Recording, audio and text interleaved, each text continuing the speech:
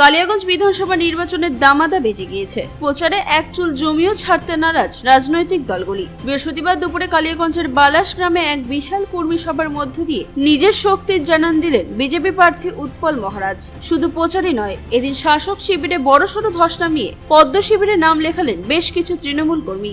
ভোটের নির্ঘণ্ট ঘোষণা হতেই কালিয়াগঞ্জ বিধানসভা জুড়ে শুরু হয়েছে রাজনৈতিক তৎপরতা। বৃহস্পতিবার দুপুরে কালিয়াগঞ্জের বালাস গ্রামে আয়োজিত হয় বিজেপির একটি গুরুত্বপূর্ণ কর্মী সভা। দলীয় কর্মীদের চাঙ্গা করতে এই সভায় উপস্থিত ছিলেন বিজেপি প্রার্থী উৎপল মহারাজ স্বয়ং।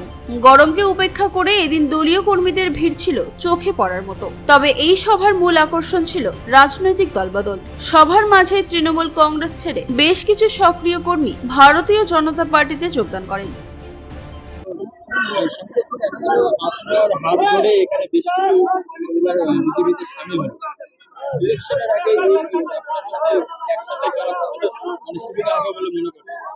দেখুন, পশ্চিমবঙ্গের মানুষ, বাংলার মানুষ আজকে পরিবর্তন চাইছে। বাংলার মানুষ আমাদের বর্তমান সরকারের যে শোষণ নীতি, সেই শোষণ নীতি থেকে মুক্তি চাইছে। মানুষের দম বন্ধ হয়ে যাচ্ছে, তাই মানুষ আজকে আমাদের সাথে রয়েছে। যারা ধর্মের নাম করে যে বিজেপি সাম্প্রদায়িক দল এই তকমা যারা দেয় তারা ভ্রান্ত।